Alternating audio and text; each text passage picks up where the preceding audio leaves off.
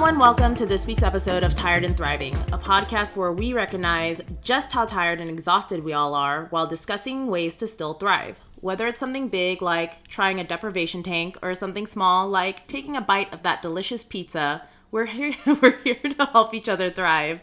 I'm your host, Samantha Gray, and this week's guest is Alex Quintas. Hey.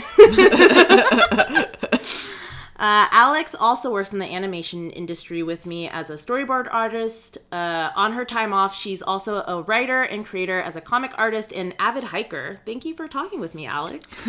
Avid is very kind for the... I'm trying. I always feel like I see you hiking and I'm like, oh. Only during the winter. Because it's too hot. Yeah. This summer, I've been like, I want to hike. I want to too. I want to not be in my tiny ass apartment, but it's I'm not about that life. Yeah. No, you gotta. So avid hiker in the winter. Avid hiker in my mind, and then also in the winter months. In the winter. Well, I'm really excited to talk with you about your comics because you've been posting them quite frequently on Instagram. Actually, have you been posting them anywhere else?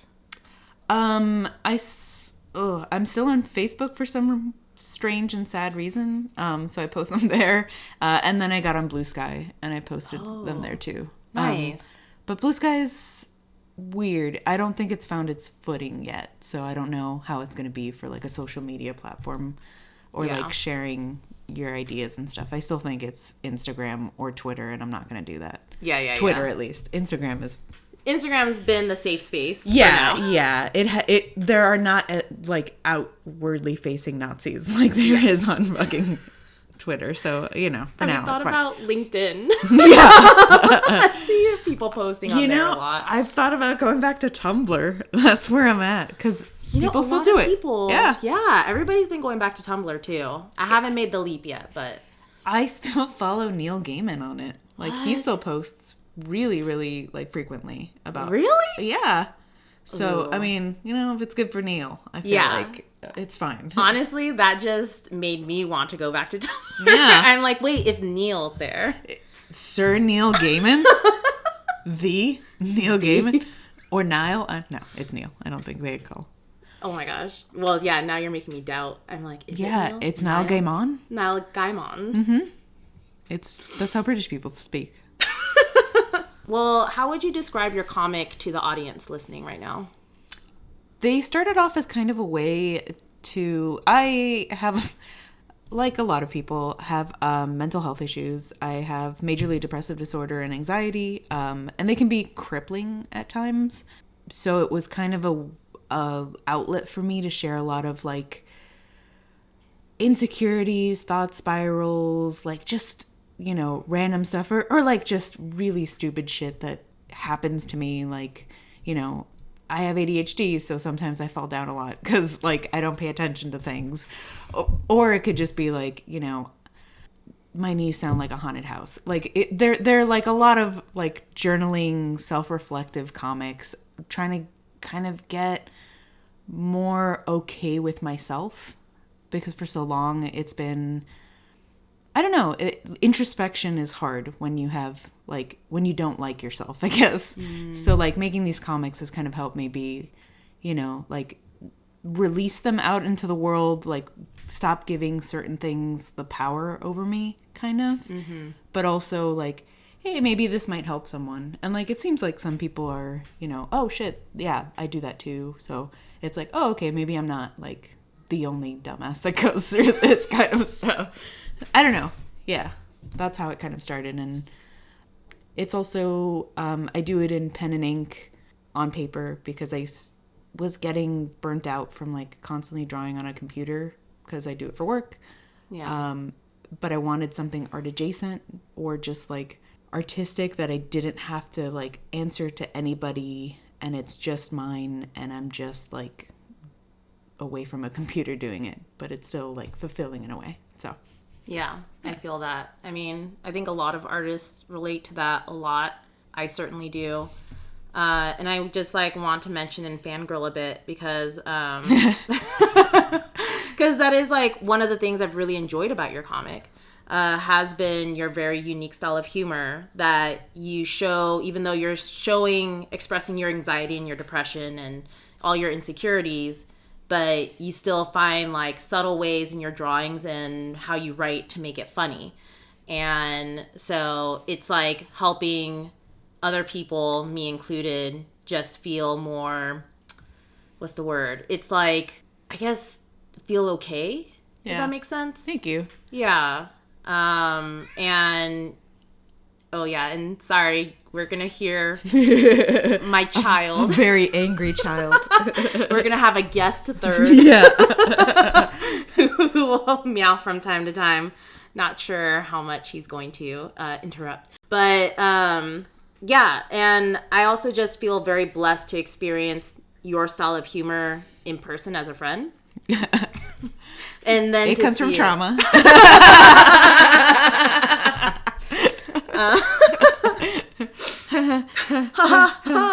Oh boy.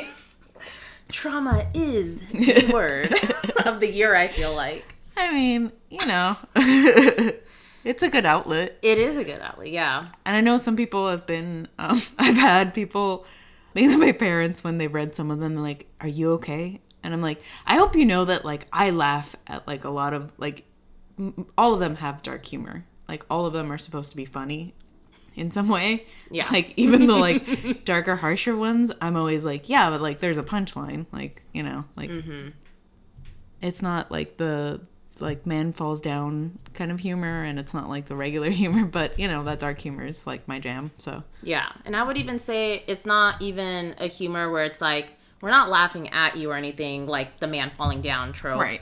It's like, we're like, oh, we relate, and we're laughing with you because we experienced that too. Yeah, but I mean, you could also laugh at me. Like, some of the stuff is, I mean, some of the stuff is like, you know, but I mean, like, even in that, like, everyone's done something stupid. Everyone's done something, like, where you just, you know, 5 years after the fact, you're like, fuck, yeah, no, it's hilarious, but at the time, it sucked. Yeah, you're like, yeah. I was really experiencing that traumatic event. And now I'm like, oh, future me. This is delightful now. Yeah, it's yeah. Like, you cried for like 3 months. Over that. Okay. All right. Like, that was a choice you made. Yeah, you did that to yourself. I mean, I feel like you've kind of answered it, but I just want to, like, re-clarify and make it clear, because I do feel like it does take a lot of courage to show yourself and stand up to the world, you know, like you do releasing these comics. What gives you the strength to show your vulnerability to the world with such a medium? I think part of it is just, for so long, I hid so much of myself. Growing up queer in a community that was not very open to being queer, knowing from a very, very young age that I was gay.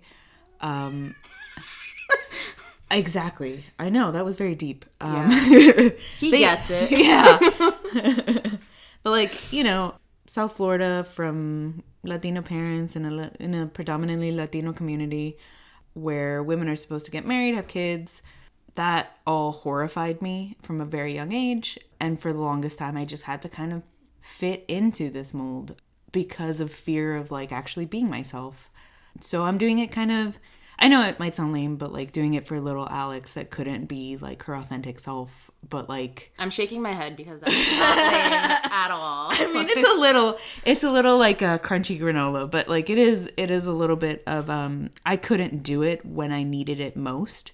So now that, like, you know, I'm an adult and, like, okay in my, like, starting to be okay in my own skin and, like, at least with who I am, I'm just like, yeah, if, you know, just let it out.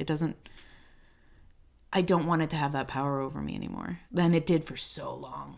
So, yeah. Ugh, that's really, like, I don't want to say commendable. Good for you. Yeah. I'm so glad you had such a tough childhood. Wow, oh my God. Your truth. Yes. Slay queen. No, but I mean, like, it is, you know, it's a common thing when you're othered in some way to, like, hide it as much as you can fit in. And, we're seeing now it's even scarier. Or oh yeah, we say that it's even scarier, but it's always been scary. Some people have just been geographically lucky to be like in safer places. But like, I know personally, I don't want to get super political, but like I grew up in Florida. Florida's always kind of been the same.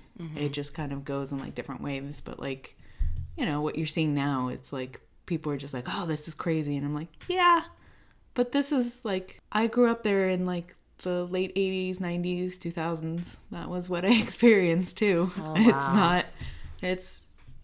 Yeah, somebody who hasn't grown up in Florida or been to Florida, to me, I'm seeing everything that's coming out, and you're just like, it sounds like it's getting insane, but you're saying like it's always been there. It's always been there. It's just kind of normalized now. We've like opened up Pandora's box, kind of. And so like, let's try to out crazy each other kind of deal. So yeah, that was kind of like the unspoken truth. I hate like the weird idioms, but like, yeah, it was kind of like you knew what the deal was. So you just bottle it up. Just try to like survive through it.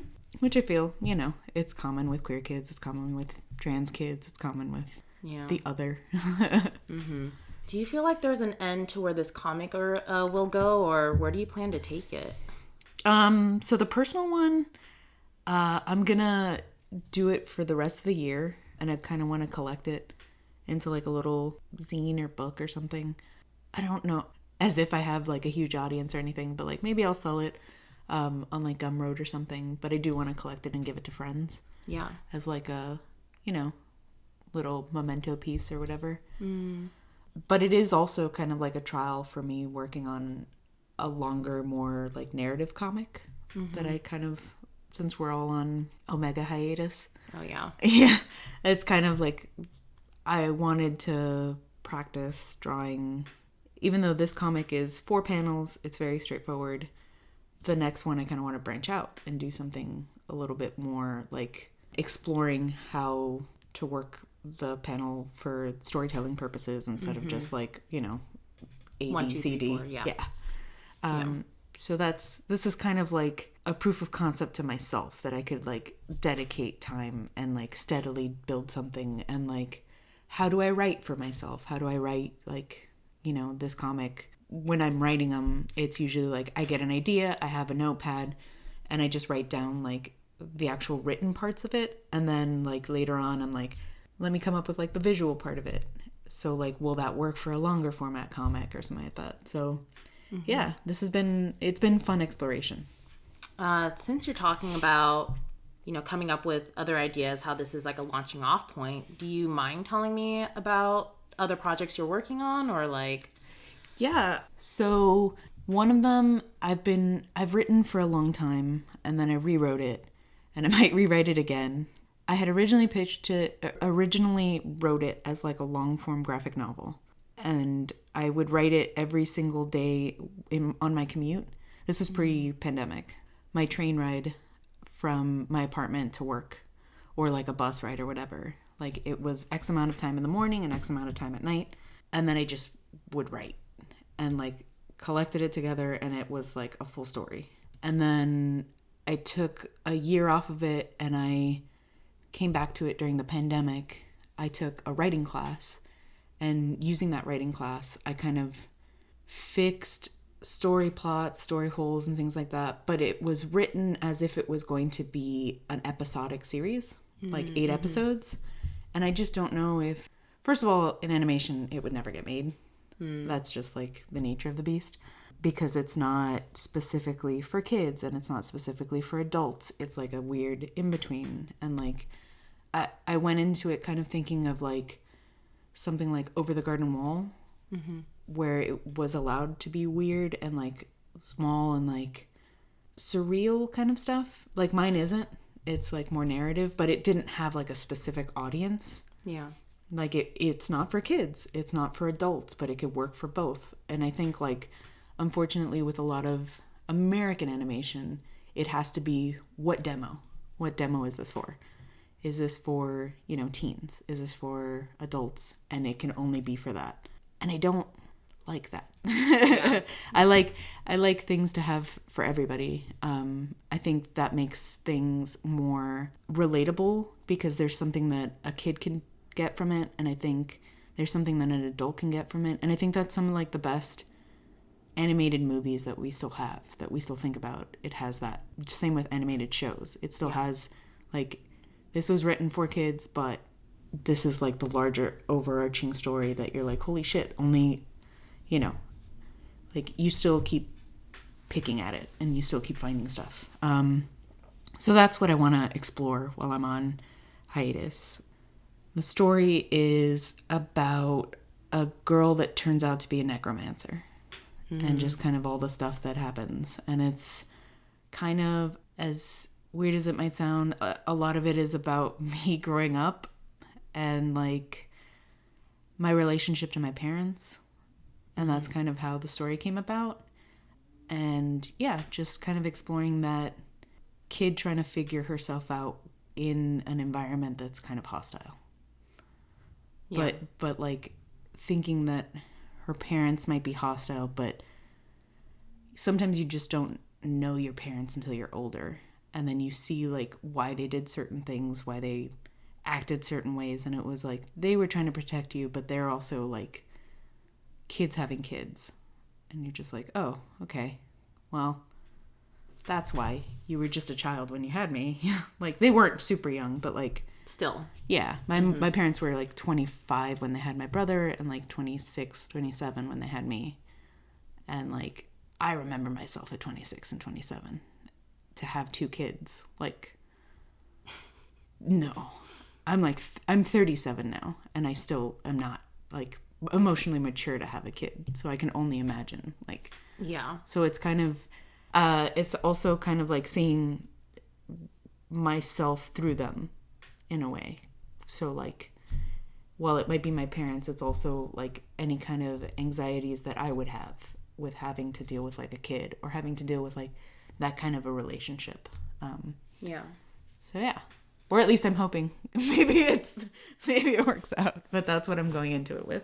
Yeah, honestly, like, not to sound kind of corporate, but I feel like that's what people want, though. That's just what, like, a story that we can relate to, or that, you know, maybe not I can relate on everything, but I feel that story is going to be very powerful. You're not a Cuban woman from Miami that's struggling with her identity? No. Oh. No, I'm not. Oh, am I not going to like this story? No.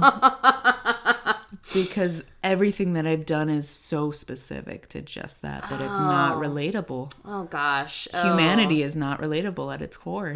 I need the Cuban woman experience. Yeah. We have Gloria. It's fine.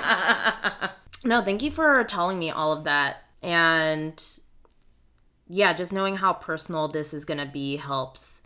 Not helps, but it's just like, I just know it's going to be that much more powerful. And I mean, like, we've all worked on shows and stuff where you're not adding any of yourself to it. You're not adding any of your, like, personal. Yeah. Like, you're so detached from the project. Oh, yeah, for sure. And, like, there are shows that are fun. Yeah. If it's not even about anybody's life, it still, like, can be fun. Sure. But the ones that you really remember are the ones that, like, can kind of give you emotional pull. Yeah, and these are the characters, like, when you see yourself in media, it's, like, pretty incredible. And to get to work on something like that, like, we've all wanted to work on, you know, specific shows that are like this in animation. Mm-hmm. But sometimes, you know, you just kind of have to make your own stuff. Like, that's what we tend to have that idea of, like, I'm making this for a pitch or a movie or, like, you know, to move ahead or to, like, that hustle. And, like, at this point, this project, if it comes to that, which I doubt, but, like, it doesn't matter because it's something that I've had in me for so long that it just kind of has to come out. Yeah. Kind of deal. So. Yeah. Well, thank you so much for sharing all of that. But as deep as we got, let's go on to some sillier things. Okay. I I'm like, too deep, too deep. So the trauma was fun, but let's talk about something. What's your favorite color? I mean, almost. But on a smaller scale, is there anything in this past week that helped you thrive that you care to discuss? Helped me thrive. I've really gotten into, so like the library app has audiobooks that you can rent. Ooh, yeah. But I'm super into really like cheesy lesbian romance novels. Yes. And like I listen to them a lot when I'm on a walk because it's like a 7-hour thing, and like, you know, I go on very long walks to get the fuck out of my apartment, and like they're really cheesy, but they're really fun, and it hits that like Hallmark spot. Mm-hmm. But like lesbian, so it's fine. Wait, I'm sorry. Which one's the actual Hallmark lesbian movie that was for the holidays? Oh, I don't know. I did not. You didn't see watch that one. it? No. You didn't watch the Kristen Stewart like Aubrey No, Plaza? I did see that one, and it was terrible. Okay, but that's the one I was thinking of. Okay. Happy. Was it Happy Holidays or something? I was gonna say Ever After, but I don't think that's right. I don't think either one of us are right. It had like some kind of holiday phrase in there. Probably the Christmas switch. I just. But then it turns into a porno of like switch. I just remember being upset because that one was very like stay in the closet for your family so that they can be, you know, politically cool. And I was like, oh, this is not just. Hook up with Aubrey Plaza. Let's just have that movie. That was the part that made me like really want to scream at the movie because I was just like, they had more chemistry. They did. Oh my God. They had so much more chemistry. And I was like, that should have been the movie. That should have been the movie. Once you got them in the room together, you should be like, oh, never mind. Yeah. I'm sorry. It's like they both should have been like, we can never get her out of the closet. Let's just get together. Yeah. Let's make her jealous, wink, wink. And then it's like, I think I love you.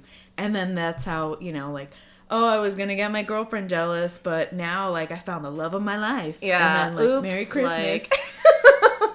Kiss. Mistletoe. And then, like, you know, their best friend's like, oh my God, I knew this all along. Yeah. Like, sassy I'm gay happy best friend. for you. You go, girls. Slay queens. Yeah. We should have pitched that as an alternative. Damn. I mean, we could just 50 Shades of Grey it. Just do. We will go on like a fan fiction thing and just write it and then like get picked up and then just change all the names and we're golden. Yeah. But we'll name them by like her name now is Kristen and the other one's name now is Aubrey. And we'll just do that. It'll be fine. The best friend is Dan. Oh my God. What are they gonna do? What are they gonna do? It'll be great. It'll be fine. Okay, yes. So the lesbian romance novels using the library Libby app. They're free. I don't feel bad. Like I would still support them. I will probably support some of the authors, but it's a cool way of finding like new authors too. But like, I mean, okay, I'm gonna admit I'm really bad at going to the library, but I always love it. Wish I could physically get myself to a library. Love it. But my friends, I was recommended Libby. Yeah. And now I'm like, all the books that I've wanted to read that I wasn't sure if I would be interested in. Yeah. Yeah. And I'm all about, like, if I read it, I enjoy it, I'm going to buy it. Mm-hmm. Like, I'm still going to buy it and support the author. Yeah. But, like, they also have the Canopy app. That's, like, for all their movies. What? And music, yeah. And they have a huge queer section on it. So let me just libraries, they're great. Use them. Yeah, I fucking love it. It's especially like a bunch of artists right now are unemployed. So, you know, you can entertain yourself for free. It's true. Yeah, I had to cancel all my subscriptions. Same. I'm like, ooh, not having a job. Well, like the people that put me out of a job. Yeah. Maybe I won't support them until you hire me again. Yeah. Maybe I'm gonna sit this one out. maybe this is for the best. Yeah, for both of us. Which I mean, yeah, like again, Libby and Canopy. Awesome. Rent a shit ton of movies and then, yeah. You know, we're talking about queer stuff. Yes. Wait, and you were. Oh my! Wait. No. Ma'am. Are we? No. Are we queer? No. Oh, no. I prefer the term lesbian. Are you a lesbian? A lesbian. Well, I wanted to bring up, like, since I know you, since we're friends, I know that you were in the queer committee, in the animation union. Yes. Would you care to tell me a bit more about that? Yeah. What if I just said no? And I'm like, well, just skip ahead. Anyways. And like, here's ooh. 10 minutes of silence. And then just like a picture of both of us staring down.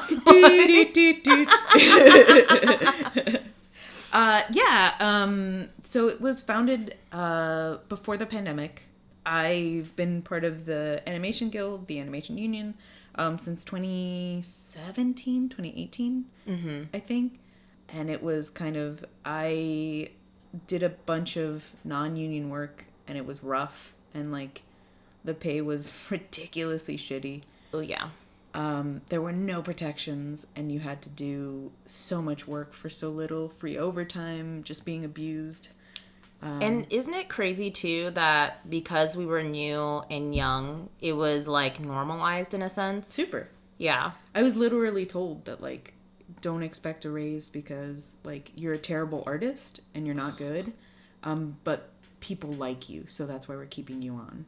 Barf. And, like, I was young enough and I believed it. And it was, like, someone that was doing it to just women and people of color.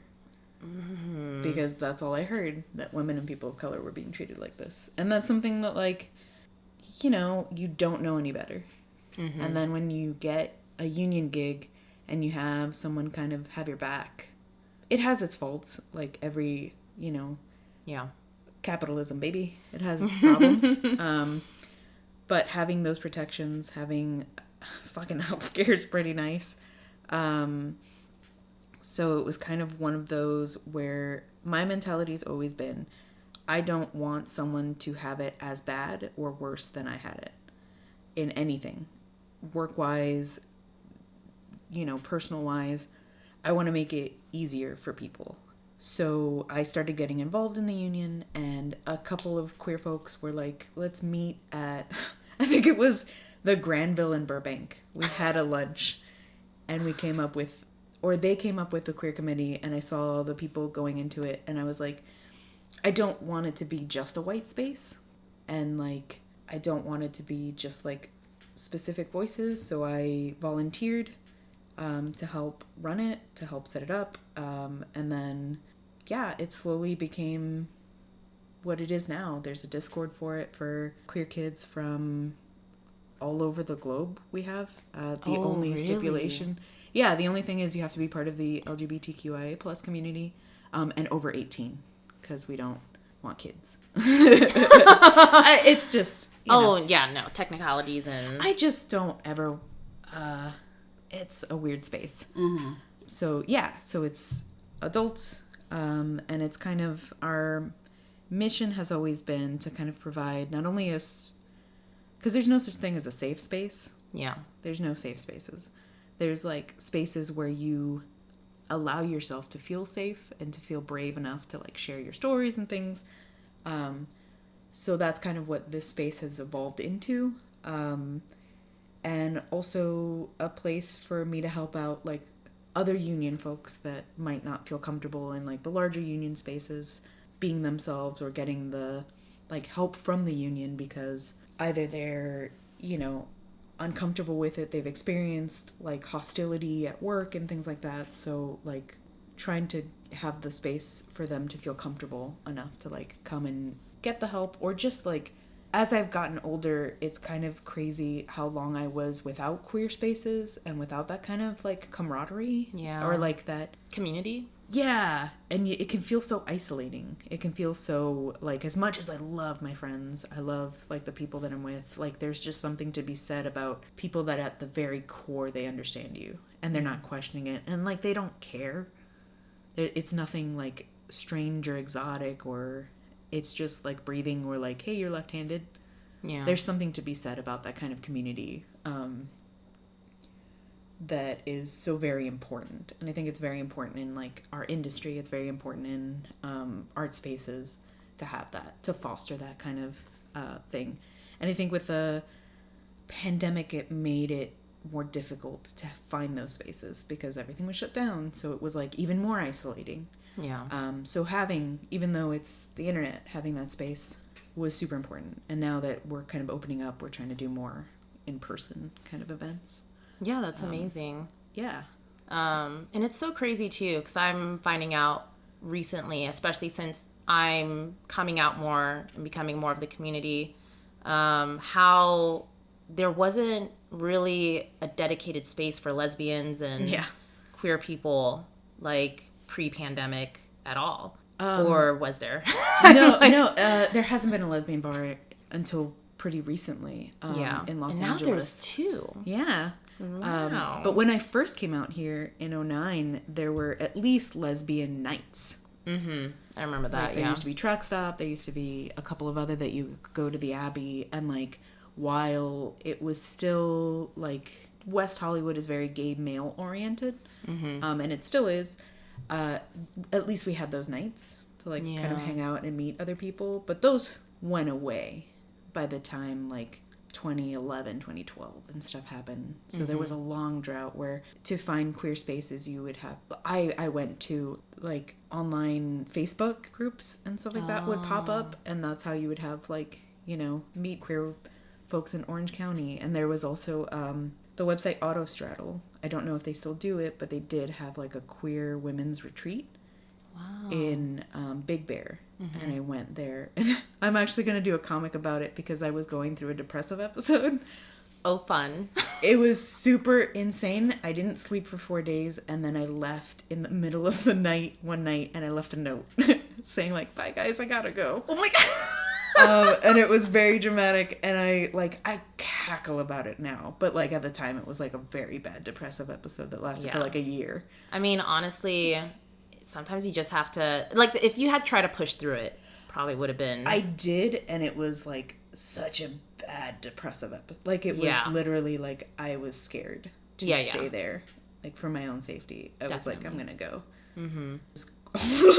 Camaraderie and community and, like, you know, meeting people from all over. It's kind of insane one of my bunkmates, I went to high school with her cousin. So that's how small the fucking world is. Like, yeah. And she was from nowhere. Like, she was not from Florida. She was from Ohio. So this was like, you know, yeah. So it was just very, you know, small world. But, like, queer people bringing people together since the dawn of time.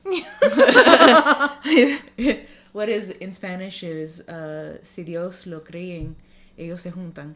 And it means, like, if God makes them, then they'll find each other. Or they'll, you know. Mm-hmm. So, like, that's how it is with gays. Since you, like, just talked about how the queer committee is global. So, the committee itself is just for the Animation Union. Okay. But the Discord that we have is global.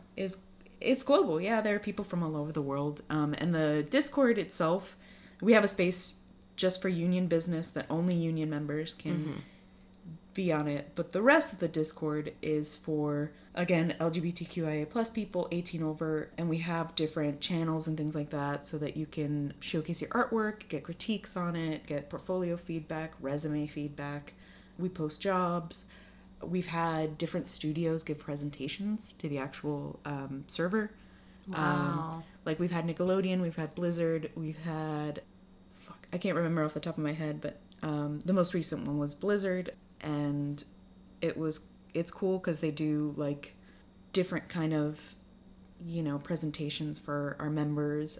And I've always seen it as kind of a space for...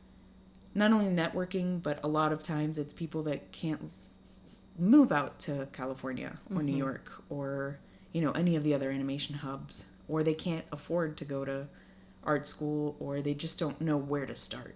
Yeah. So this kind of, you know, you can show up there and you can kind of, like, filter through a shit ton of information to just kind of find what you need and what you want.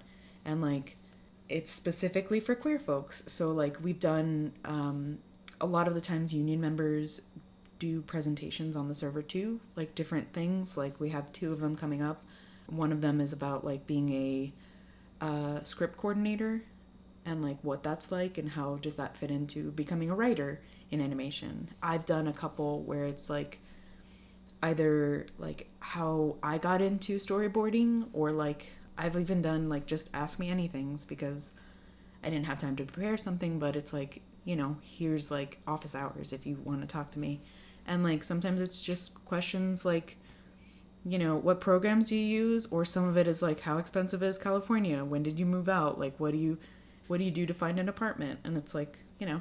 Yeah. This is such a great resource Yeah, for queer people. Yeah. And I had no idea. Yeah, because I never talk about it. No, but I think this is so good to talk about it here. So anybody out there listening, hopefully we get some queers listening in. And if we get any baby queers that are 18 plus, yes, please, to join this Discord. No, that's so important. And that's amazing that you guys have set up that space. Yeah. You just have to email us and then we'll verify things. Cool. We'll need to remember, because I'm going to have you bring that up at the end. The flyer too. Oh, you want okay. to post that with it? Yeah, definitely. Wow. I feel like I've learned so much right now. I feel empowered. Oh my God. So, for another funsies, is there anything recently or in the past couple of years that you would say, like, breathed life back into you that brought your passion back, or, you know? For, like, art or for animation? Or for... I think just in general, like a spark in life, or like something that even just inspired you. Like, were you even inspired by anything big to make the comic, or anything in your life that you're just like, that just made me really happy? And, you know, I got back into comics when we did the podcast briefly. Oh, yeah. Right. Yeah. We did Comic Potluck for like 20 episodes, and then people started having babies and it ruined everything. Oh, boy. Children. Families, am I right? Yeah, getting married and finding the loves of their lives. Fucking great. Thanks, guys. Yeah, but like... We love you. Adult friendships. It's, but like we read one specific comic there that kind of blew my mind. It's called My Favorite Things. My Favorite Thing is Monsters. And it's the artist Emile Ferris, I believe her name is, and it's kind of a semi-autobiography about her life growing up in like the 60s, 70s in Chicago, through the lens of this little girl who only sees herself as the Wolfman.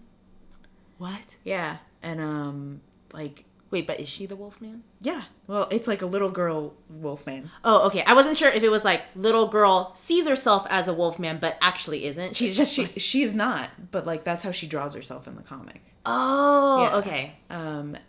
Like there are people, and like some people she's like, that looks like Frankenstein, and then that person is Frankenstein, and like, you know, but also there's like a murder mystery in it, and then her brother in the comic takes her to like the Chicago Art Museum, and like she does masterwork recreations and like ballpoint pen, because it's all done in ballpoint pen, or at least that's the style of it, with even like notebook paper. Yeah. And it was just like such a refreshing, amazing, inspirational like comic that it got me, I don't know, it just changed like my viewpoint. Not that I didn't know that like obviously comics could be like so, but that one just hit. Yeah. And then I started getting really into certain horror comics, and Emily Carroll, she posted on her website, and I thought the way that she used the website, the way that you scrolled on the page as part of the way that you would read the comic, was such an incredible and such a like and specific use of the medium in a way that I hadn't seen before, where like I think it's I Saw Red, where you're scrolling along and you're kind of seeing like droplets of blood, and that's like you're discovering this through like scrolling. I don't know. It was just so interactive and so incredible and so like unique that I was just like, why don't we do more shit like this? Like, holy fuck. Like, it could be so inspiring and personal, but also like so... I think when comics came to the internet for the longest time, you'd see like the Tumblr one, and it's basically like a comic that you would read. And like you flip the pages and stuff like that. And like that's how it was, that's how the website's used.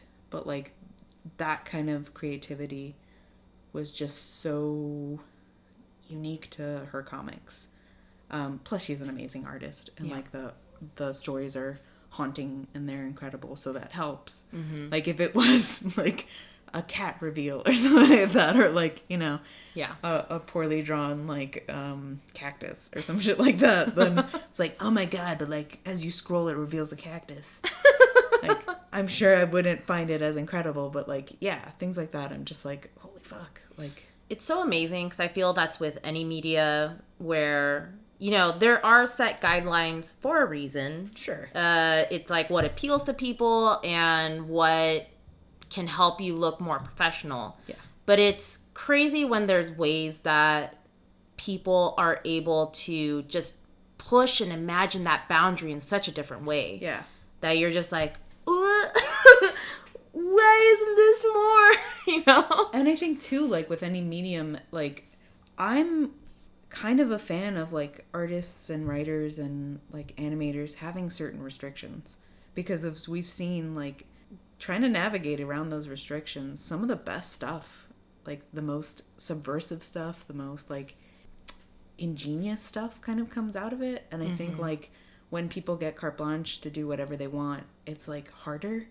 And we've seen it a lot with like these shows that like we enjoyed as a kid, and then they had the reboots as an adult, and like because they're allowed to do whatever, it just doesn't hit as hard. It doesn't have that same like undercurrent of like mischief that like I think, you know, comes with trying to get around like the money people that are like, you know, how can we make it so that these people don't know what we're saying, but like we know what we're saying. And I think, like, not to bring it back, but like that's a lot of queer culture for the longest time has been like, how can you do the wink wink nod nod, but like know that like another queer person, another person that's like actually seeing this, actually watching this, actually reading this, like is like, wait, they're not just friends. There's no fucking way they're just friends. Like, you know, which I think, not saying that there shouldn't be like outwardly expressive like queer media and stuff, but I mean, I think a lot of like that's why we have all of the super interesting like Disney villains, because they're queer coded. That's why we have a lot of like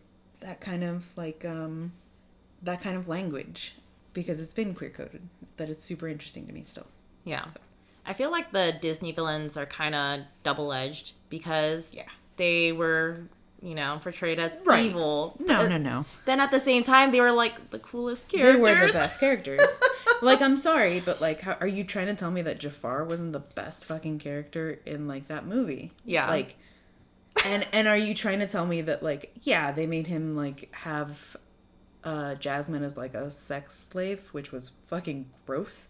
It was like, he's straight. But it was like, but Disney it was way. it was very much like a straight guy was like, well, he's kind of effeminate. We need to have like a chick next to him, and like, you know, because the whole time he was just. I always read him as like a queer man. Same with like Ursula. Oh yes, like the most iconic, like modeled off of Divine, but like also like as a lesbian, this strong, incredible woman who, by the way, if you think about it, she was not in the fault. Like, I don't, justice for Ursula, I don't think that she warned people. She told her, this is the dumbest fucking thing. You're doing this for some random dude. Like, you're gonna do this. But like, giving that queer auntie energy of like, well, like, whatever, but I'm gonna still get mine because you're a dumbass and you're gonna do this. Yeah, it's like, I never thought about it that way, but you're right. Like, she told you what, like, she's like, here's the consequences. Yeah. Here's what it's gonna give up. Like, what you have to give up. Are you willing to do that? And not only that, but like, she lays it down. It's like, this is a random asshole that you're just meeting. Like, you literally just, and she says it about all the other people. Like, she's like, this wanted to be thinner, this one wants to get the guy, and did I help him? Yes. But, like, is that really, like... Yeah. That's the dumbest reason you can, and it is that, like, that queer woman seeing all these super one-dimensional straight relationships going, like, that is what you're giving up everything for? At least to me. Maybe, that's not what... I sincerely doubt that's what Disney was thinking when they were making it. But, like, to me, so, like, these characters are always the most, like, interesting. Most fascinating. The most three-dimensional of any of them. Because a lot of, like, the main characters are just, like, I want to save the princess. And you're like, I just want the girl. Yeah. Like, even fucking, Maleficent. Like, she's, like, a witch, fairy, dragon lady, who is not invited to this party because people are jackasses. And then they treat her like extra shit. And they're just like, you get the fuck out of here, okay? We want, like, we're giving amazing gifts to this little girl, which are not amazing. They're kind of, like, fucked up gifts. But they were amazing by their, like, in the old time standards. Like, a cookie cutter, like, child standard. And she was like, all right, well, you want to play this game. Yeah. Justice for Maleficent, too. I'm doing all of, like, the Cruella. Justice. Not that bad. Okay? Those puppies, they were racist. They started global warming. Did you know that? Those puppies? Oh my God. All 101 of them. Yeah. Yeah. They burnt down London. They were arsonists. So she was just trying to put an end to it. She was just putting an end to global warming. You heard it first. Yeah. In the 20s. She was so far ahead of her time. Why didn't they put that in the Cruella movie? Oh. Why wasn't that the reason? Why did it have to be, like... That her mom died, like, got pushed off of a cliff by a dog? By Dalmatians, specifically. Specifically that dog, yeah. No, because that makes so much more sense. But also, like, I hate all of the new movies that kind of try to demystify, or, like, try to make villains good in some way. Or, like, that humanization of, like... Yeah. That they have a backstory. Yeah. Which, I mean, like... Sure, granted, like, I think Ursula had plenty of a backstory. She was fucked over by King Trident. That's, like, her story. But, like, sometimes it's okay to just have a villain. Mm-hmm. Like, I don't think we need... Like, some of them are made better by having, like, more depth or, like, seeing that change. But, like, sometimes you could just have a bastard. And it's just, like, sometimes there's no redeeming a bastard. And that's fine. And it's okay to hate them and not have to, like, I love you, but you made a bad choice and that's why you're bad. And it's like, no, maybe they're just bad. Yeah. And it's okay to hate them. I feel that. Sorry, tangent. Tell me how you really feel. This will be fun to edit. Oh my gosh. I mean, hopefully I don't have to edit too much. I don't think I'm going to be... Unless you really think that there's something that you're like, actually, maybe I shouldn't say that. Yeah, maybe not Justice for Cruella. If you can... Just because I do love dogs. No, I'm just kidding. I don't give a shit. Oh. No. What if I did? What if I was like, edit out all of the Cruella stuff? Oh my all gosh. the people. I mean, honestly, I will do it if you really felt it. Well, speaking of animals, do you have like a random animal fact that you like? Because I really love random animal facts, and I'm trying to make this part of my show. Yeah, I have. Have you heard that wombats poop cubes? I have heard that one. Okay. Then have you heard that snakes don't have eyes? Snakes don't have eyes. Snakes don't have eyelids. They don't have eyelids. Did you know that snakes don't have eyes? At all. That's just a marble that they found.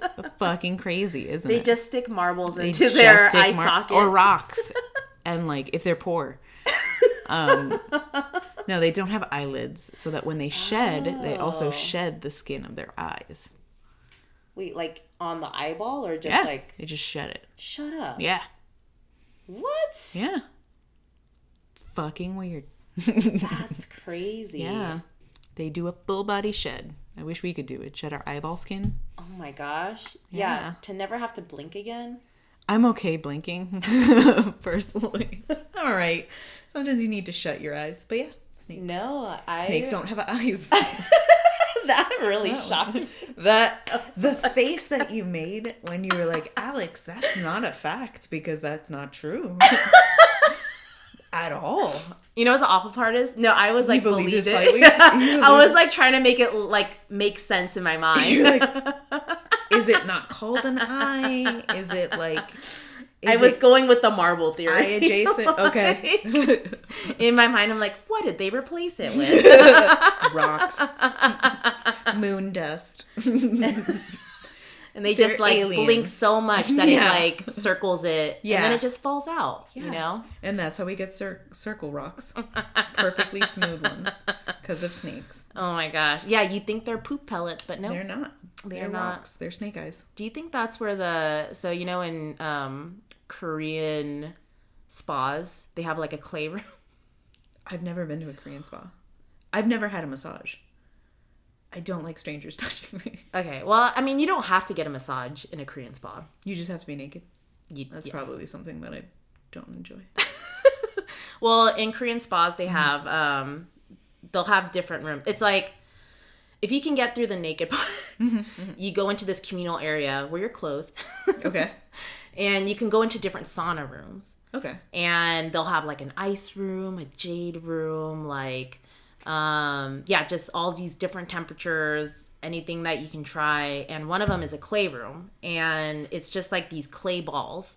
And I was gonna joke that they're snake eyes. Snake eyes. They're snake eyes. But what are the clay balls for? So it's like each one of these rooms are supposed to be like healing properties. So I'm not exactly sure what the clay is healing, but you sit in or you lay down in them. So it's kind of like also kind of a massage too. And you just chill in the heat. And I think the clay is part of the heat retention and like releasing into your body. I've heard of clay masks, so I imagine it also has some sort of like I'm good for your skin too. Yeah, they're like little red clay balls. Yeah. One time I went with a couple friends and like they kept the only thing about the clay balls is that they like fall. You get up and they just like keep falling out. Kind of get stuck in your clothes. Okay. And you're just like you walk out of the room and maybe like a couple fall out. A trail of little clay balls like follows you. Okay. But it's really fun to do with friends. So if you can, you want to get naked with friends. And then clay. And then clay. And clay it up. Yeah. And then get iced up too in the ice room. The ice room does sound really, especially since it's hot as fuck. Oh my gosh. I never even thought about that. Yeah. During the summer, that's got to feel great. Yeah. Ugh. I mean, going in the pool at night must feel great too. Yeah. In the heat. Yeah. It sucks when it's like hot during the day and you don't want to go in the pool. And then it's cold at night, so then you can't even get in the pool because you can't even like... Clay balls. Clay balls. They're snake eyes. I don't know if you think They're of snake eyes. That should be the title of this. Snake eyes. Snake eyes.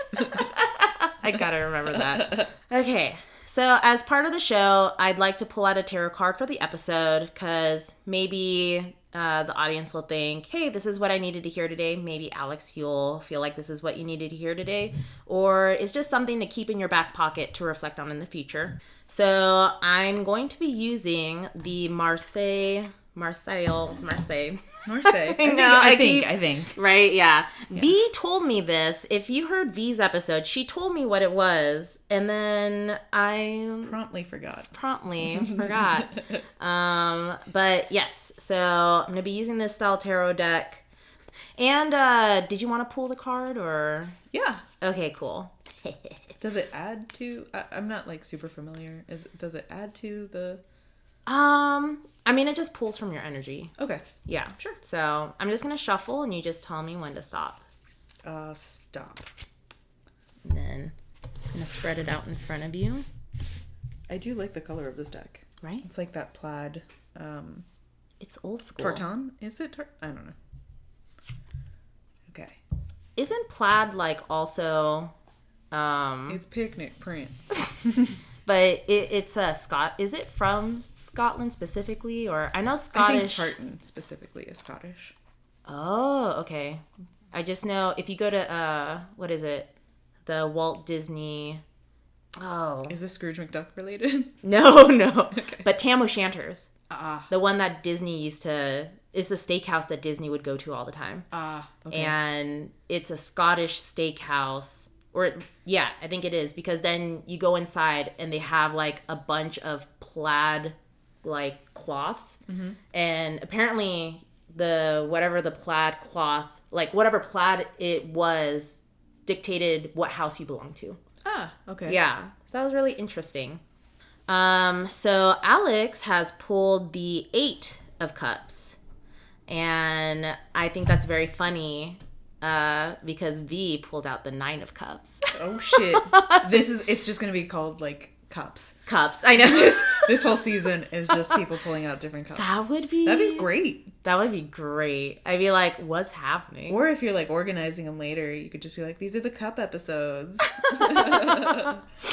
I don't know if you want to. I think what's interesting about the Marseille deck is that it doesn't. Because a lot of tarot cards have huge imagery. Mm-hmm. And these are very basic. It's just like, just cups with a little bit of flower and some fruit in there.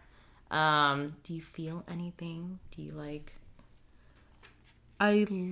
It's like a little rococo kind of design-wise. And it's grapes with... I don't feel anything, but I don't know. Maybe when you explain it. Again, I'm not like super familiar, but like, yeah, it's bountiful. It looks bountiful. It looks bountiful. Which is funny because it's about death and nothingness. This one is discontinuance of effort, disappointment, cool, abandonment of previous plans, shyness, and modesty. That's good going into hiatus. They were like, be modest, girl. Hey. So you've abandoned your career goals, so just like be chill about it. I'm trying to remember from the Rider White what the 8 of Cups usually is. Because the 9 of Cups is like a man with a house above him. And he's kind of like what you would say healthy looking man, and then he has like 9 cups, so it's supposed to be like, oh, he's like a rich man because type of thing. But for some reason the 8 of Cups is escaping my mind of like nothing good happens at 8. Which is crazy because 8 is the infinity symbol. Yeah, I mean, is there like anything you think you can relate to it? I mean, I guess you just said your hiatus coming up. Yeah, there's a lot of scariness about that because it seems almost infinite. It seems never ending. I don't have something lined up, so it can be scary. Yeah, as a lot of people in the industry currently. But in a sense, like, I don't know, there's something a little freeing about it because I get to work on my own stuff for now, and also I think for the longest time I've put a lot of my self-worth and also my identity behind my jobs. Mm-hmm. So maybe I'm reading into it. Maybe I'm hoping for the best. No, I think that's like, because I'm also just trying to think of like how you can thrive from something that's trying to say, you know, like discontinue your efforts and abandonment. But I think what you said was really a great way to make this thrive, is to be like, okay, so I'm leaving this job. I'm going to focus on myself. Yeah. Like, this is the chance I get to have. As much as, you know, it'd be great. I think we all put so much, of our self-worth and ourselves into our jobs. But so in a way that's still like really bountiful. Or maybe it's just like shedding a lot of that like mentality, a lot of those anxieties, a lot of, you know, like freeing yourself from that kind of stuff. Yeah, because even with how the card looks, there's 3 levels to it being separated by the foliage. So in a way, it's kind of just like, I like that shedding aspect. Like the snakes. Like the snake eyes. That's like, that fact really rocked me. Yeah. Well, oh my gosh, Alex, we have come to the end. And I thank you so much for being here and talking with me. And this is the point. Is there anything you want to promote about yourself, website, somewhere for people to follow you, as well as bringing back the queer Discord? Yeah. For following me, I'm at Alex M. Quintas on Instagram. That's Quintas with a Q. And the queer Discord, you can email queertag at tag839.org. Let us know if you are part of the queer community and over 18, and that'll make things quicker. If not, we'll probably ask you the same thing. And I'll be sure to put those in the show notes. Thank you so much. So again, sadly, we're at the end. Thank you so much for tuning in. If you enjoy this podcast, please follow or subscribe on whichever platform you're listening to. You can also follow Tired and Thriving on Instagram at Tired and Thriving, all one word. You can email if you want to reach out, give feedback, or let me know maybe how you've been uniquely thriving at tiredandthriving@gmail.com. Thank you again, and I hope you all have a thriving week. See you next time. Yay. Yay.